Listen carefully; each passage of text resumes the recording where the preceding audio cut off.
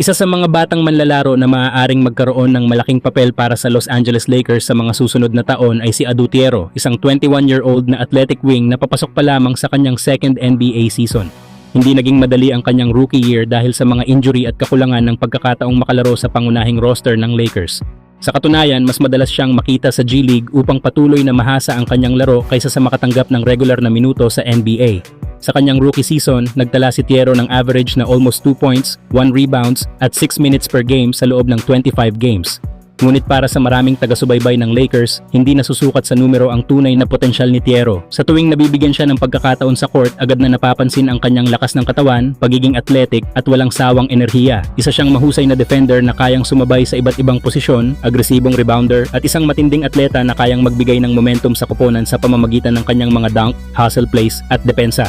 Kitang-kita rin na hindi siya natatakot sa pisikal na laro. Sa murang edad, mayroon na siyang katawan at athleticism na hinahanap ng maraming NBA teams sa isang modernong wing player. Ang pangunahing kailangan pa niyang pagbutihin ay ang kanyang jump shot at offensive skills upang maging mas kumpletong manlalaro.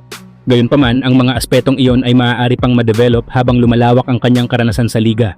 Ang pinakamalaking dahilan kung bakit hindi pa lubos na nakikilala si Tiero ay dahil hindi siya nabigyan ng sapat na playing time noong kanyang rookie season.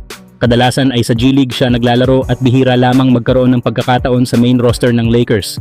Gayunpaman, sa bawat pagkakataong nakakapasok siya sa laro, makikita agad ang kanyang potensyal.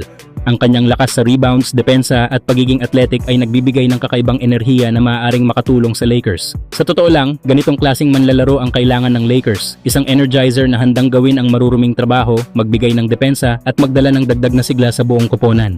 Kung mabibigyan si Adu Tiero ng mas mahabang playing time sa susunod na season, may malaking posibilidad na maging isa siya sa mga sorpresa ng Lakers. At habang mas nahahasa pa ang kanyang skills, hindi malayong makita siyang maging mahalagang bahagi ng rotation sa hinaharap. Kayo mga idol, ano ang masasabi ninyo? Dapat na bang bigyan ng mas malaking papel si Adu Tiero sa kanyang second season? O kailangan pa muna niyang patunayan ang sarili bago pagkatiwalaan ng mas maraming minuto sa loob ng court? Samantala, mukhang mas tumitindi na ang posibilidad na makita natin si Walker Kessler sa purple and gold. Ayon sa mga lumalabas na usap-usapan, posible umanong maging available si Kessler sa trade market dahil hanggang ngayon ay wala pa ring contract extension na naibibigay ang Utah Jazz sa kanilang 7-foot defensive center.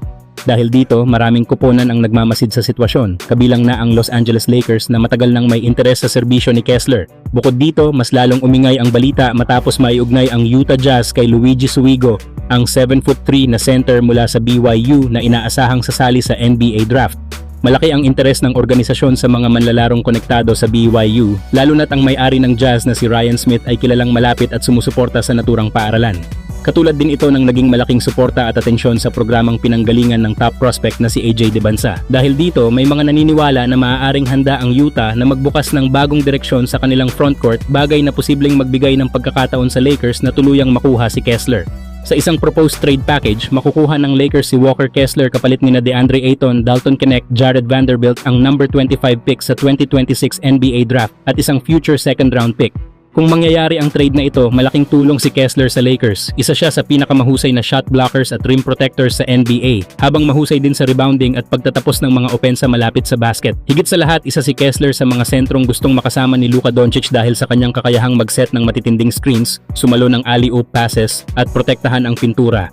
Ang kombinasyon ng playmaking ni Luka at interior presence ni Kessler ay maaaring maging isa sa pinakamapanganib na duo sa liga. Kayo mga idol, sa tingin nyo ba ay ito na ang tamang panahon para tuluyang makuha ng Lakers si Walker Kessler? Sulit ba ang package na ibibigay nila para sa isa sa pinakamahusay na young defensive center sa NBA?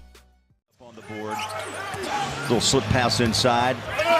Jazz doubling down. Walker got the block.